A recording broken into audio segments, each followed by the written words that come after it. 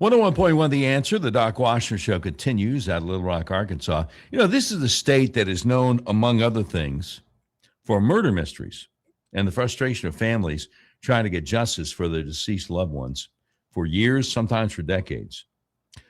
Now, we've covered well-known stories like the Boys in the Tracks murders in 1987 and the tragic disappearance and murder of Ebby Stepek in Little Rock in 2015. But today, we have the story of the disappearance and murder of 26-year-old Mark Hays in Malvern down in Hot Spring County. That's in September 2016, maybe even late August. Some stories begin with headlines. Others begin with silence. Today's story begins with a promise. Nearly a decade ago in Malvern, a young man named Mark Hays, known to everyone who loved him as Marky, disappeared. He wasn't a drifter. He didn't cut ties or vanish without a trace. He was a devoted father, a loyal son, a protective brother, and a young man remembered for his humor, generosity, and heart. Marky was a young man who stayed connected to his family, who checked in, who showed up. So when that silence came, his family knew something was wrong. The last time Pauline Hays saw her son, it was an ordinary morning filled with laughter, love, and a simple goodbye. The kind of goodbye a mother couldn't imagine would be the last one. As he walked to the door, Marky Hays told his mom, "I'll be back in a little bit." His mom, Pauline Hays, watched him climb into the vehicle and disappear down the road. She didn't know it then, but those simple words were the last she would ever hear her son say. What followed was not just a missing persons case, but the beginning of a nearly 9-year fight for answers. A fight led not by the institutions that should have taken the lead, but by a mom who refused to stop searching when the trail went cold. What makes this case especially compelling is not just the disappearance itself, but what happened in the days, weeks, and years that followed. While official processes unfolded slowly, Pauline Hays knocked on doors, called friends, organized searches, and followed leads herself. At one point, large community searches were organized with hundreds of volunteers combing through rugged land and abandoned mine areas because the urgency of a mother's instinct wouldn't allow her to sit still. Pauline Hays put her grief into action. During those searches, civilians reportedly discovered blood-stained items and potential evidence in remote areas in Hot Spring County, moments that marked a shift from hope to something far darker. And yet, the response, the delays, and the questions that followed would only deepen the family's concerns about how the case was handled in those critical early stages. The book, A Mother's Promise, the Mark Hays story, documents these moments in real time, not as speculation, but as lived experience, describing slow-moving systems, unanswered questions, and the emotional toll of navigating a process that often felt resistant rather than supportive. This is not just a story about loss. It's a story about perseverance. And, I mentioned the other two famous murder mysteries at the start of this introduction, Boys in the Tracks and the Ebby Stepek story. If you're familiar with either or both of them, the whole idea of really having to fight the system is going to ring true in this situation also. It's a story about perseverance. It's about a mother who searched dangerous terrain, confronted people who may have known more than they were willing to say, and continued pushing for truth even when doors seemed to close and answers came in fragments, if they came at all. It's also a story about community, about people who showed up in large numbers to help, search, to support, and to stand beside a family that refused to let Marky become just another forgotten name.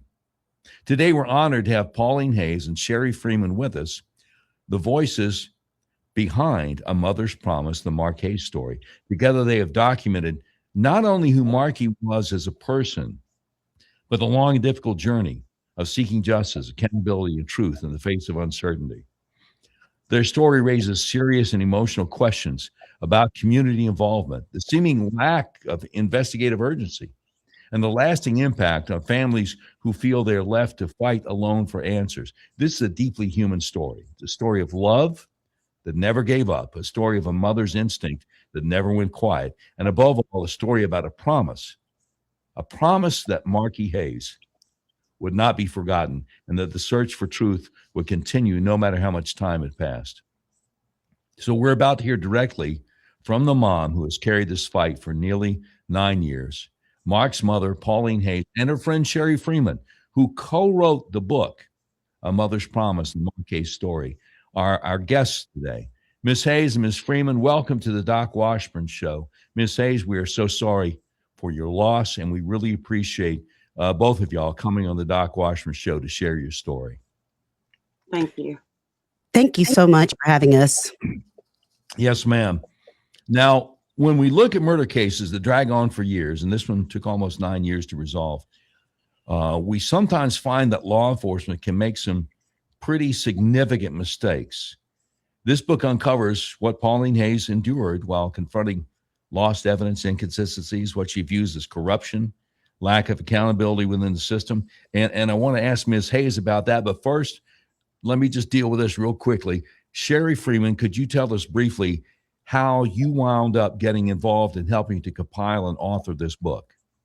Well, it was a pretty crazy story. I have my own podcast. It's called Investigate Earth Podcast, and we've been doing it since about 2019. And we do a lot of crime and corruption and government corruption. And I was thinking about starting a true crime podcast. So I got onto Facebook one day and I started searching missing persons. And I kept seeing Marky and I saw Pauline on all these different pages. And something just, I don't know, it just hit my heart. Like I just felt the need to reach out to Pauline. And I believe this is right after he was missing and found murdered. When I reached out to her, she was very short with me in the beginning times when I was reaching out. But I basically just reached out to her and said, hey, I'm from South Carolina. I know you don't know me, but I'm here to help and I want to help and I want to help investigate and figure this thing out for you because it just tug up my heartstrings.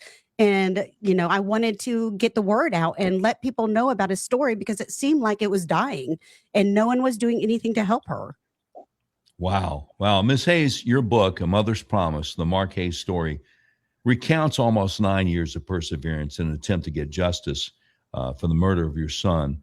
Losing a child to homicide is every parent's worst nightmare, but having to fight against phenomena like lost evidence, like systemic challenges, that's just also unimaginable in a different kind of way. When Marky first went missing, how did law enforcement initially respond? They didn't believe that he was actually missing. They thought he was just hiding from me. Which made no sense because that's not the kind of person he was. Exactly. I mean, 26-year-old, never acted like that before.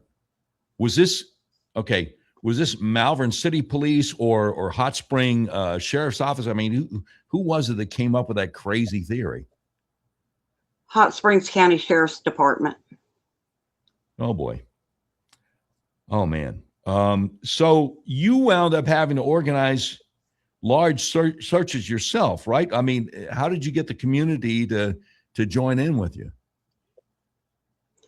Well, I filed a missing persons report on him on September the 20th of 2016. And I took and couldn't wait around any longer. I posted on Facebook that I'd be searching because I was told by somebody at a house that I went to that if I took four-wheelers and went through the mines, I would find a dead body. So I organized searches. I put it on Facebook and the people just. Yeah. So Pauline, when he went missing, you know, he said he would be back that afternoon and he never showed up. And she's like, well, maybe he just went to stay at a friend's house. You know, I'm not going to bug him. He's old enough to know, you know, do his own thing. So she kind of let it go for a few days. But then when she didn't hear from him for a few days, she started to worry. She started to call all of his friends. Nobody had heard from him. And she even went to people that had first saw him, or the last time they ever saw him was at Walmart. And there was one particular lady that saw him at Walmart and he was with these two gentlemen or these men. And he seemed a little bit anxious and he asked her for a ride home. And she said at the time she could not give him a ride home because she had her daughter and she was going in the different direction. Yeah. And that was the last time anyone ever heard from him. And Pauline, she filed the missing persons report, but that was it. There was no communication with the police. They never came out. They just said, "Oh, he's probably just out doing drugs somewhere." That's pretty much what they said to her. So the sheriff's office was like, "You're on your own."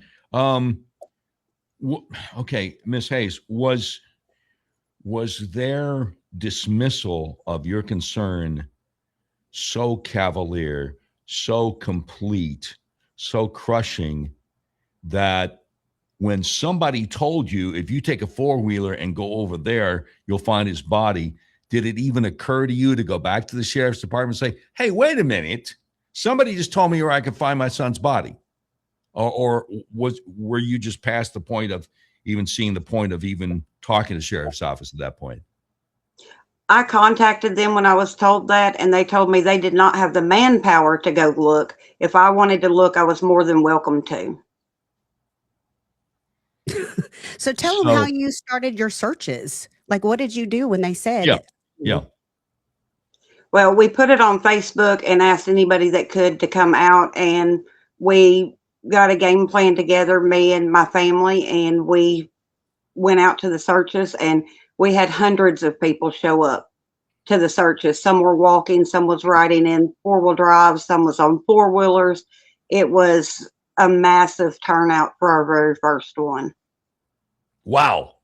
Well, I mean, as much as we complain about social media, thank God Facebook existed, because otherwise you would have had to ask, "Hey, can I put a notice in the front of the Dollar General store?" and hope people saw it. But you put something like that on Facebook and people are like, "Okay, I'll be there." That's just amazing. I mean, it makes you wonder that if the adult child of somebody very prominent in Malvern had disappeared, if maybe the sheriff's office would have found the manpower to go look.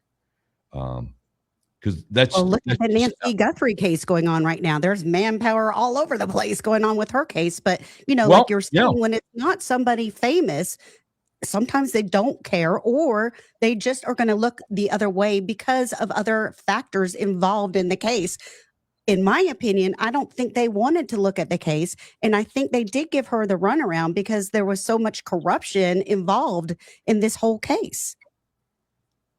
Yeah. I mean, well, let's talk about that some, Ms. Hays. I mean, the corruption in the case, because, I look at Hot Spring County, Arkansas, and, unlike Tucson, Arizona, where Nancy Guthrie is missing, Hot Spring County, Tucson, Arizona is a big city, relatively speaking, bigger than Little Rock. Hot Spring County is only 33,000 people, but yet, come on, you got a sheriff's department. Don't tell me you can't take a four-wheeler and go out and look around for a little bit, even though it's a small rural county. That just doesn't, pass the smell test. So what kind of corruption are we talking about here? I'm not real sure. I know they lost evidence. They wouldn't show up if I needed them. Like, my house was shot at, my daughter was shot at. They didn't want to show up and check anything. We were on our own. Oh my goodness. So I don't think there's a problem with naming names here, because you do have one person found guilty, another person did a plea bargain. You got the dad of one of the people who apparently was murdered himself a couple of years ago. Was it Big Shelby that told you maybe where you could find the body? No, it was a different guy that was high in the house on McBee Street. And I went there because that was the last known location anybody could tell me where he was. Okay, he was high in what on B Street? So I went there, and I went into a room, laying across the bed, sitting around in the room. McBee Street house. B Street in Malvern. I'm sorry. That's what everybody around here calls it.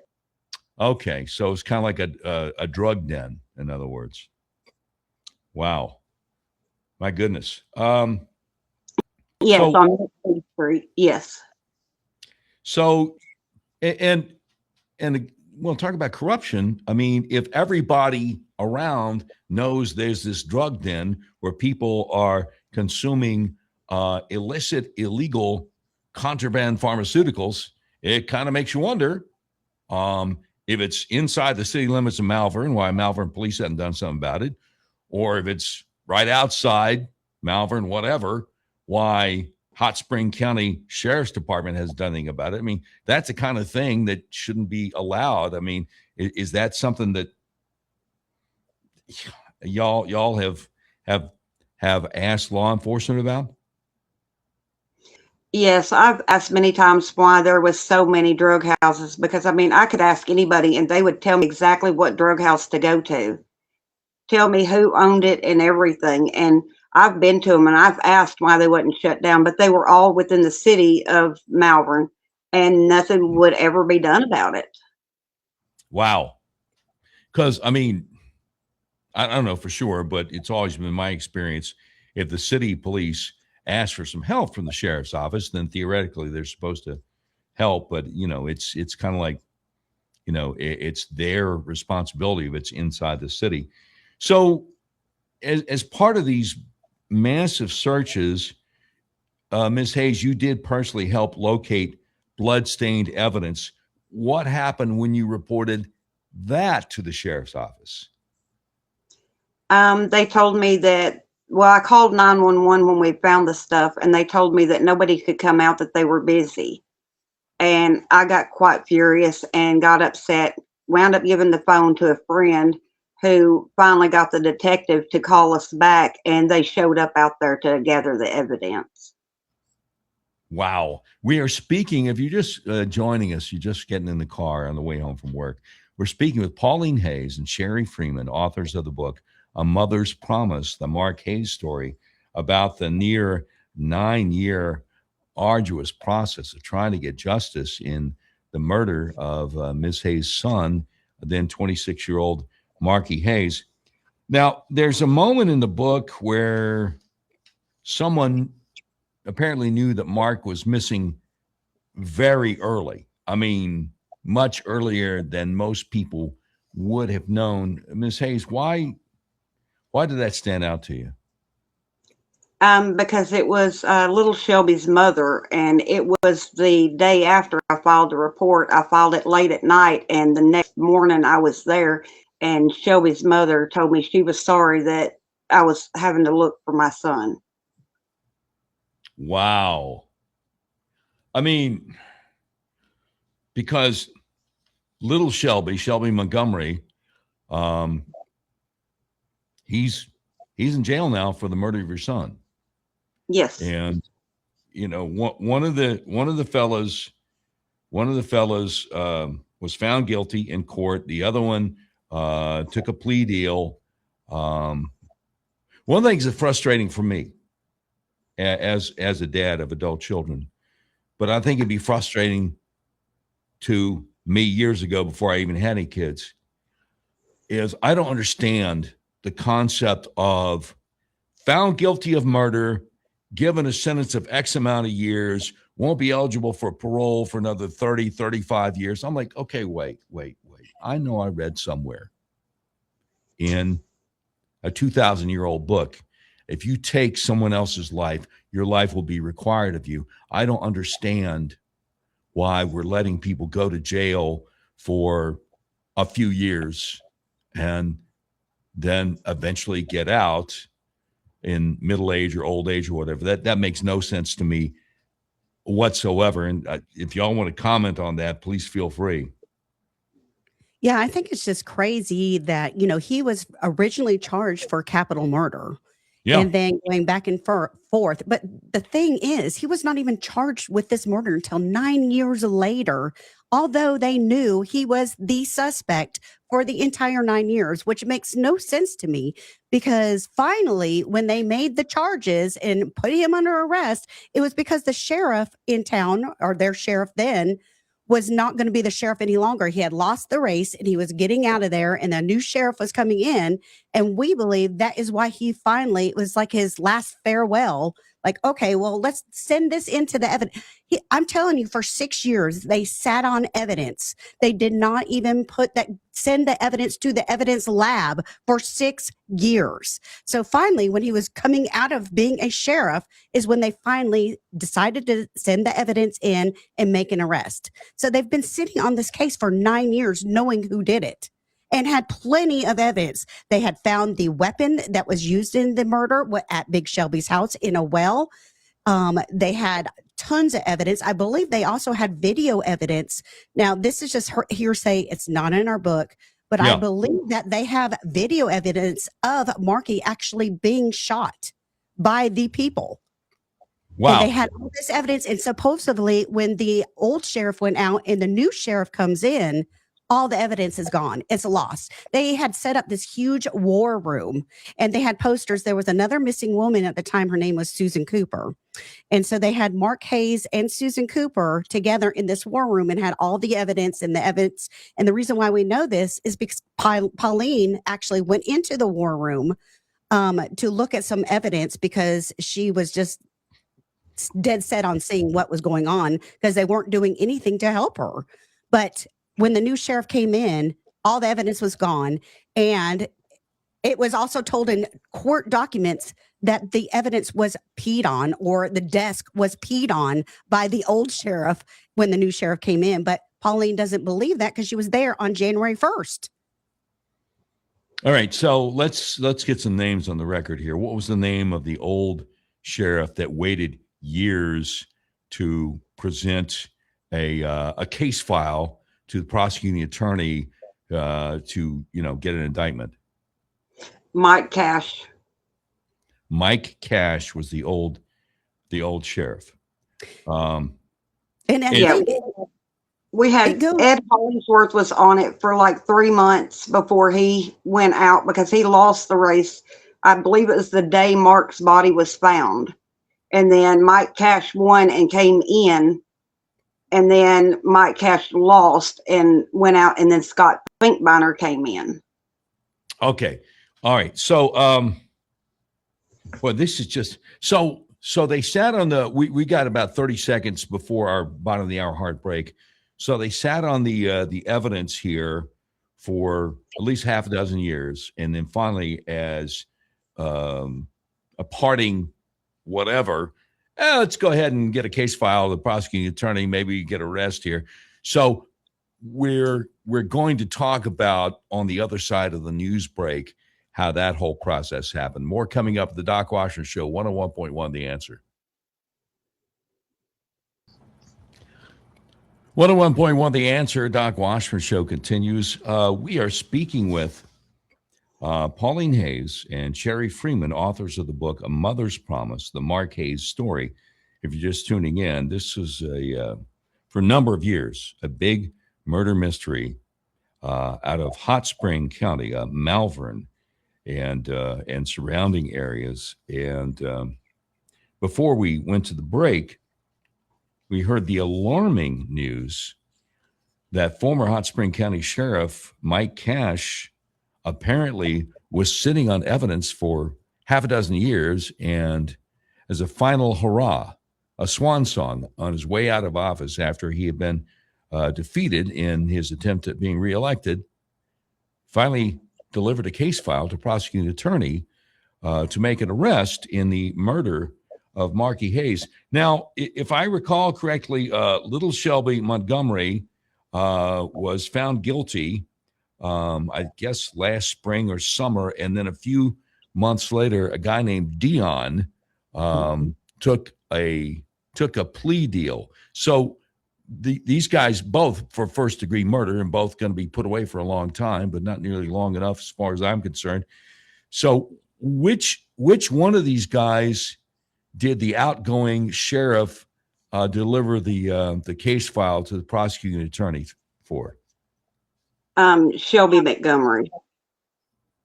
Okay, I thought so, because he was the first guy that went to trial, and then some months later, the other one accepted a plea deal.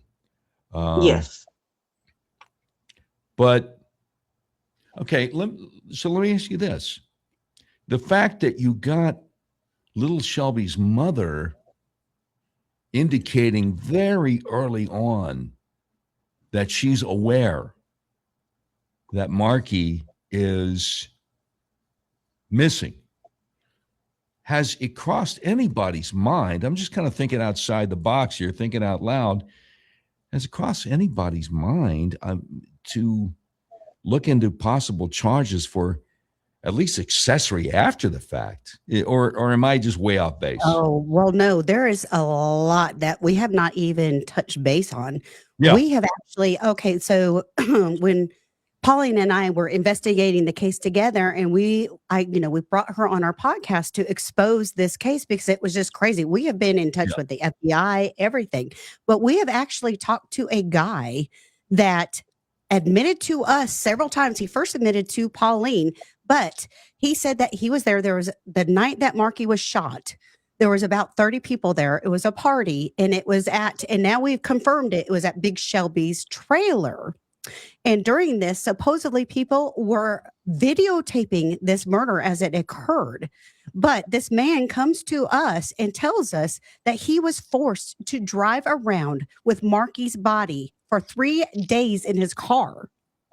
And then the car was supposedly stolen and then found, and there was no trace evidence, nor did the sheriffs even inspect the car that Marky's body was supposedly in for 3 days.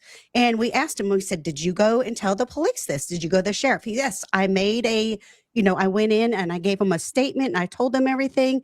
We indicated to him because at the time, FBI wasn't involved in a lot of stuff going on in Malvern, and we're not sure why they were there. We have heard that, FBI is around there a lot, but there's a lot of corruption that goes way deeper than the sheriff's department in Malvern. So we indicated to him that it might be smart to even contact the FBI and let them know what had happened, that he had drove around with our son's body for 3 days. Okay. And he's never been arrested. Nothing's ever happened to him. There's a lot of players in this thing that, you just really have to read the book to understand, because there are so many levels and tunnels and different crazy things that are going on here in this small town. It's full of corruption. It has been for a very, very long time. Apparently the whole county. So the idea that if the guy, if what he's saying is true, if he's not delusional himself from years of drug abuse or whatever, right, and for some reason he was forced to drive around with Marky's body in his car, if the sheriff's office is saying, nope, no DNA, no nothing, well, it's clean as a whistle. If the guy's telling the truth, the sheriff's office isn't telling the truth. If the sheriff's office is telling the truth, then the guy is having, he's hallucinating, he's delusional, maybe from drug abuse or whatever. But one of the things that I can't get out of my head that you guys said in the lead up to our bottom of the hour news break was that apparently when Mike Cash left office as sheriff and the new sheriff came in, whatever evidence, whatever files existed on the murder of Marky Hays were gone. And so my question about that is, we all know there's no statute of limitations on murder. We hear from time to time about murders from decades ago being solved. So how could it possibly be legal to destroy evidence in a capital murder case? And who's responsible for looking into that? I would think that would be something the prosecuting attorney, and I believe, correct me if I'm wrong, but I believe you've got small rural counties there, so you got a prosecuting attorney for more than one county. I believe it's for Grant and Hot Spring County. Yes. Have y'all talked to the prosecuting attorney saying, hey, how is it that the sheriff can destroy evidence in a murder case? Well, let me clarify something. It was when Ed Hollingsworth's administration was going out and Mike Cash's administration came in January the 1st of 2017, they said when Oh. they came in, evidence was peed on, it was destroyed. So Mike Cash is the one that said that the evidence was destroyed. Oh, I was there. okay. I'm sorry. But Pauline was I there. was there January the 1st, 2017 by 8 a.m. and walked in that office, and there was no urine everywhere. Things weren't destroyed. They were all standing around the hallway laughing, joking, and having a party. Okay, so and that was New Year's Day 2017, 8 o'clock in the morning.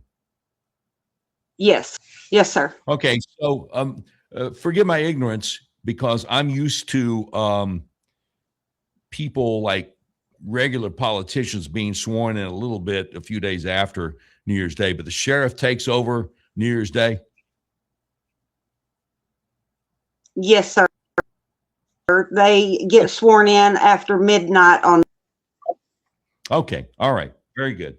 So there's still plenty of evidence there. Nobody peed on the desk, no nothing. So it makes you wonder about Mike Cash's, the incoming sheriff in 2017, his story that, nope, all the evidence is gone. Okay, so which brings me to another thing, and Sheri Freeman, you probably cover this kind of stuff on your true crime podcast from time to time. By the way, if you're just tuning in, Pauline Hays and Sheri Freeman, co-authors of the book, A Mother's Promise, the Mark Hayes story, is who we're speaking to this hour. So Sheri Freeman, what about Freedom of Information Act requests? I always try to say all the words because if you say FOIA, some people might think you're talking about a foyer. What about Freedom of Information Act requests because again, Arkansas has a pretty strong FOIA law, and it seems like, when you make such a request, they're supposed to respond with all evidence that would be part of the case. Have y'all thought about doing any of that?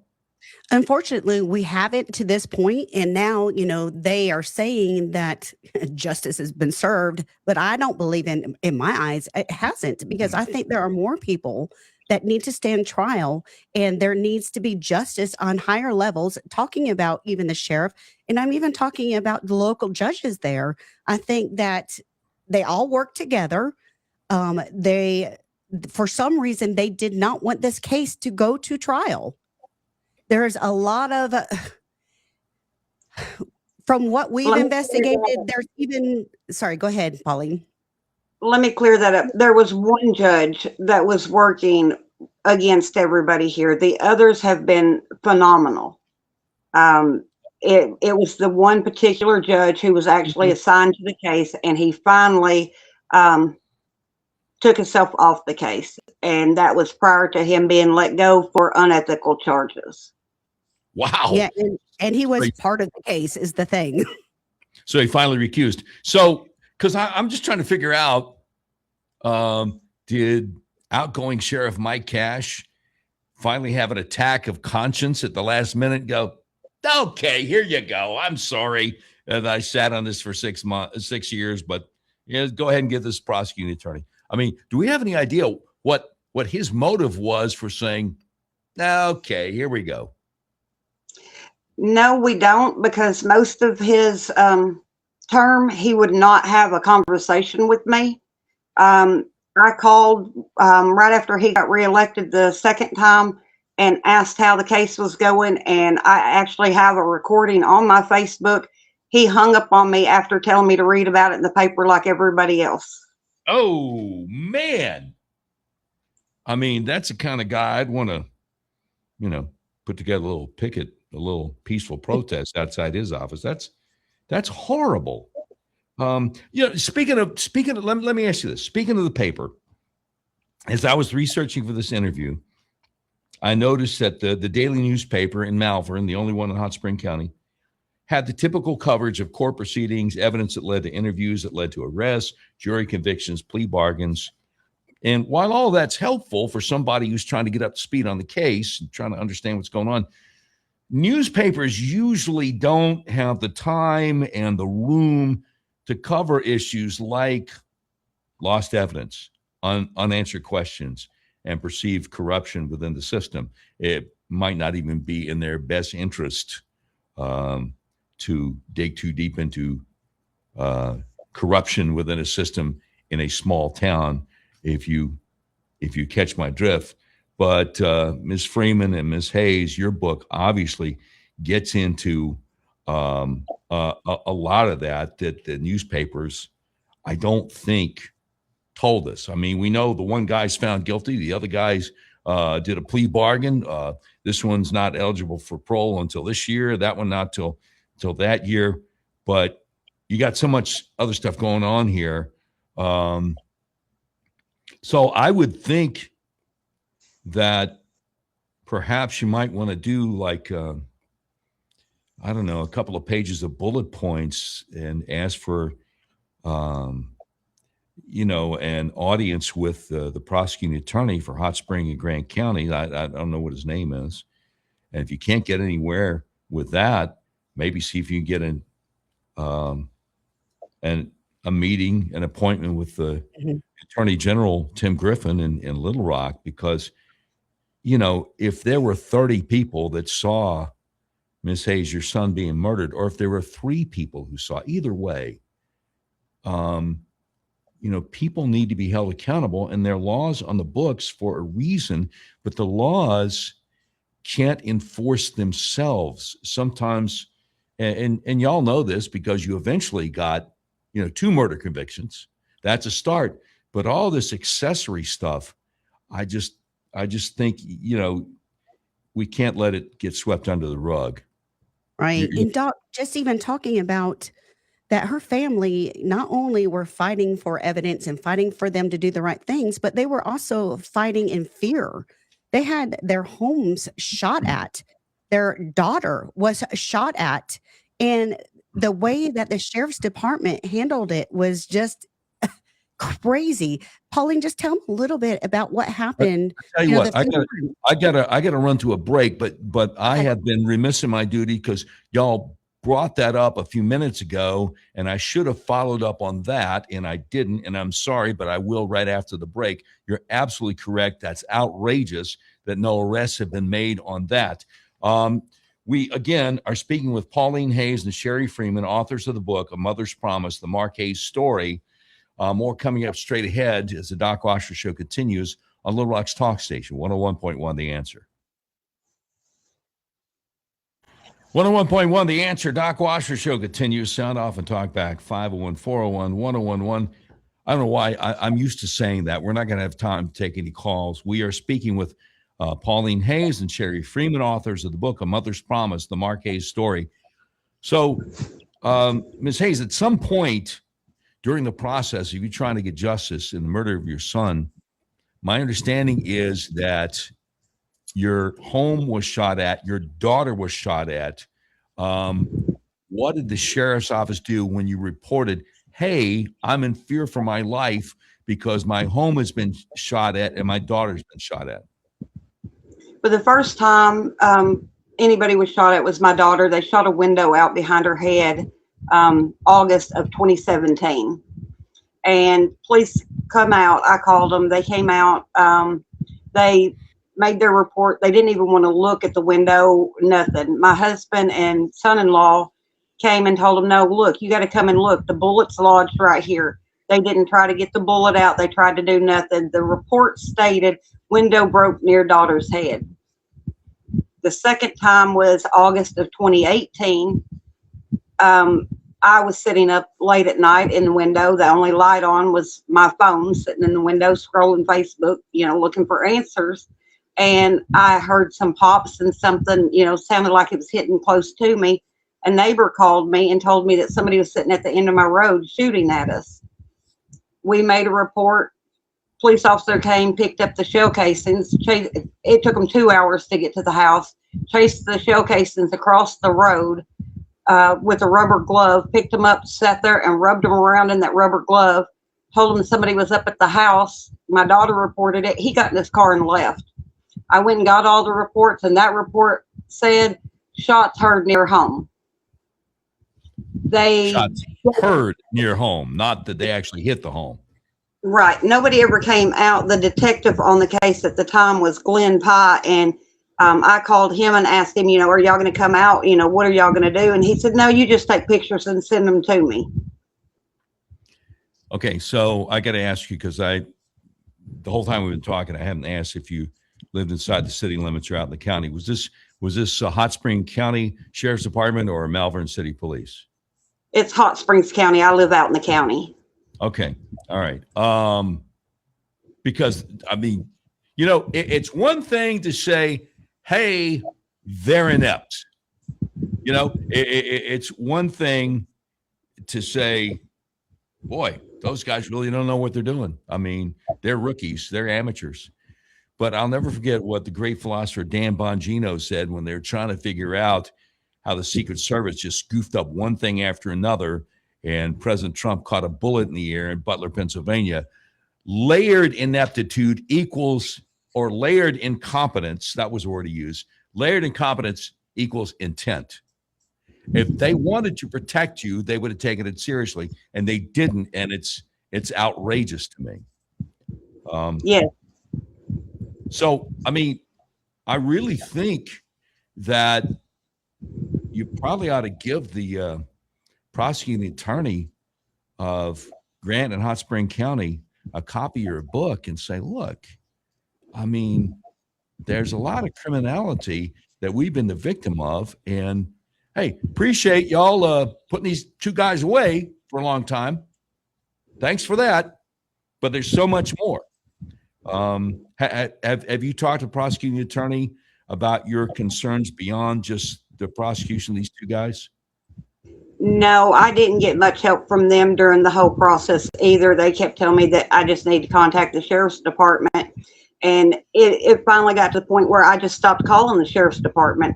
I had an officer told me we were having somebody break into our house. I mean, they were showing up on our property constantly, and I kept calling.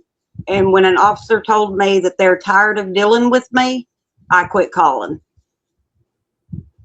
Okay, well, I mean, the FBI, I'm not sure what jurisdiction they would have, because I don't know if anything went across state lines, and that usually is what gets the FBI in.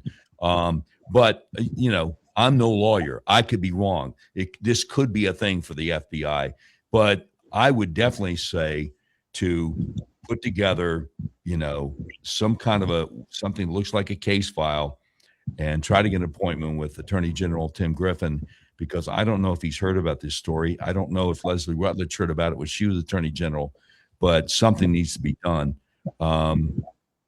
We've got about a minute and a half left. What else do y'all want my listeners to know? Well, just how to find our book, and if they're interested in reading the book and finding out all the details, because it goes up to local judges that I believe were involved in this case and why the case was not solved. If they want to find it, just go to Amazon. We have it on Kindle and soft back cover, and just look up A Mother's Promise, and we can give you a link to put it on your show as well. A Mother's Promise, the Mark Hays story. Absolutely. A Mother's Promise, the Mark Hays story. This is a true life murder situation out of Hot Spring County, Malvern, from less than 10 years ago. And we're thankful that two men convicted, first-degree murder, in prison for a long time. But again, in my humble opinion, you murder somebody, you should get the chair or public hanging or whatever. But there's so much more to go, because it just seems like corruption is rampant in Hot Spring County, and a lot of people should at least be investigated for accomplice, and again, there's no statute of limitations on murder. Pauline Hays and Sheri Freeman, the book is A Mother's Promise, the Mark Hays story. Like you say, it is available on Amazon. And give me the name of your crime podcast one more time. Well, it's actually a conspiracy podcast. We talk about a lot of the same things that you talk about. It's called Investigate Earth Podcast. We average around 700,000 to 1 million listeners per episode. Wow. Investigate Earth Podcast. We appreciate y'all. We got to run to it. God bless you. Thank you so much. And let us know any further developments. Appreciate y'all so much. God bless you. Thank you This so is Great much. Dave Ellswick will be up in 13 hours on Doc Washburn. We'll see you tomorrow at 4:06. Oh, Val Emmons filling in for me tomorrow. 101.1 The Answer.